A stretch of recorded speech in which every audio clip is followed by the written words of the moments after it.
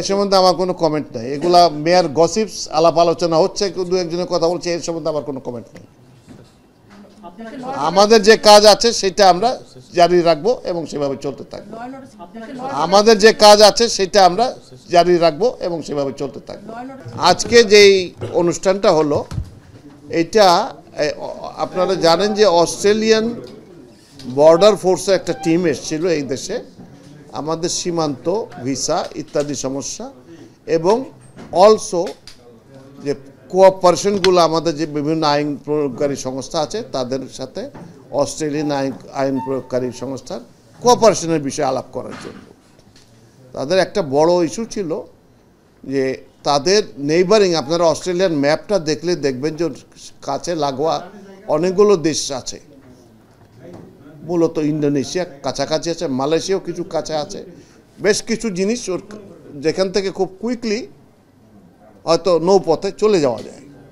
তো এখন আমাদের কয়েকটা দেশে, যেমন ইন্দোনেশিয়াকে আমি যতদূর জানতাম যে ভিসা লাগতো না, অন অ্যারাইভাল ভিসা দিত, বা যাই হোক, এইখান থেকে তারা এই ল্যান্ড পথে তারা অস্ট্রেলিয়ার কাছাকাছি চলে যেয়ে নৌপথে যাওয়ার কিছু লোক চেষ্টা করতো। এখন ইউজুয়াল যে প্রসিডিউরটা হয় যে তারা ওগুলো ধরে পারলে দেখা যায় কোথাকার লোক সেই দেশে তারা পাঠিয়ে দেয় বা বলে। তো এরা যেটা, এটা ওই একই জিনিস ওরা বলছিল করার কথা, কিন্তু তারা যেহেতু যা আমাদের সাথে সম্পর্কটাকে ভ্যালু করে, তারা এসছে যে এটা কি করা যায়।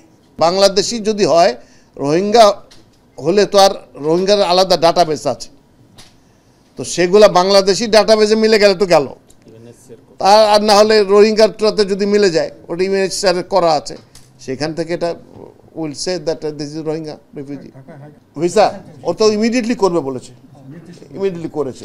আমি এক্স্যাক্ট ডেটটা জানি না, it is in the process, বোধহয় আজকালকে বোধহয় হয়ে যাবে আশা করছি। তো এখন থেকে আর এটার ভবিষ্যৎ আর বাইরে যাবে না কোথাও। না না না, তারা তো অস্ট্রেলিয়াতে ঢুকতেই পারেনি, এই লোকগুলো ঢুকতে পারেনি। তাদের যে পেট্রোলিং যে থাকে সেখানে ধরা পড়েছে যে এই জায়গার থেকে কোত্থেকে আসতেছে লোকগুলা, কোথায়, বাংলাদেশ কোথায়, তো এখানে তো দেখতেছে তারা ইন্দোনেশিয়া থেকে আসতেছে। তো ইন্দোনেশিয়া থেকে কেন আসতেছে, তখন তারা এক্সটেন্সিভ ইন্টারভিউ করেছে, তারা আমাদেরকে ডিটেল বলেছে যে আমরা দেখেছি, ভিডিও দেখেছি, তার ভিডিওগুলো পাঠিয়েছে আমাদের কাছে, যে এই লোকগুলোর এই সমস্যা। দেয়ার মোস্টলি ওই যে দালালের খপ্পরে পড়ে অস্ট্রেলিয়া যাওয়া যাবে। এইটা স্পেসিফিক্যালি আমি এখন আর বলতে চাচ্ছি না, এই মুহূর্তে বলতে চাচ্ছি না। ওখানে তারা যেই তাদেরকে যখন পাচার হচ্ছে তখন তাদেরকে স্টপ করেছে, স্টপ করে নিয়ে গেছে। তাদের তো একটা স্ট্যান্ডার্ড প্রসিডিউর আছে, সেই প্রসিডিউর অনুযায়ী করেছে, তারা মোটামুটি ভালো আছে। ভিসা সেন্টারটা এখন তো, এর আগে এটা বাইরে হতো, বাংলাদেশের বাইরে হতো, এইটা এতদিন নয়াদিল্লির থেকে হচ্ছিল, তো সেটা এখন অপারেটিং শুরু করবে এই মাসের শেষের থেকে। মনে করেন যে ঈদের পরপরই হয়তো চালু হয়ে যাবে আশা করছি আমরা। এই আচ্ছা, আমরা ভিজিলেন্সি একটুও কমাই নাই।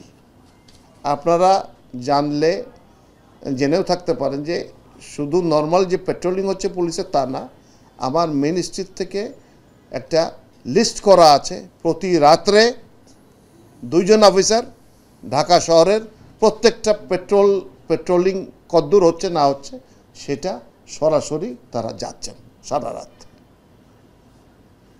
এই কাজটা আমরা অ্যালার্ট রয়েছি। এই সময়ের যে বরাবর যে নিরাপত্তা ব্যবস্থাগুলো না হয়, এর সবগুলোই নেওয়া হবে ইনশাল্লাহ, এবং আমরা সতর্ক থাকব যাতে আনটুয়ার্ড কিছু না হয়। এ সম্বন্ধে আমার কোনো কমেন্ট নেই। এগুলা মেয়ার গসিপস, আলাপ আলোচনা হচ্ছে, দু একজনের কথা বলছে, এর সম্বন্ধে আমার কোনো কমেন্ট নেই। আমাদের যে কাজ আছে সেটা আমরা জারি রাখবো এবং সেভাবে চলতে থাকবো। উত্তর আপনি দিয়েছেন, আমার আর কিছু বলার নেই। ধন্যবাদ, থ্যাংক ইউ, থ্যাংক ইউ। আপনার কি মনে হয়? আপনি তো বললেন এই মাত্র যে হ্যাঁ সব ঠিক আছে, নিয়ন্ত্রণে না। আমার অফিসার 2 জন সারা রাত ঘুরে বেড়াচ্ছে, দেখছে। আমরা সতর্ক আছি, পুলিশ সতর্ক আছে, আমরা সবাই চেষ্টা করছি যাতে যেই স্টেবিলিটিটা আছে ইনশাল্লাহ এটা মেনটেন করতে পারি।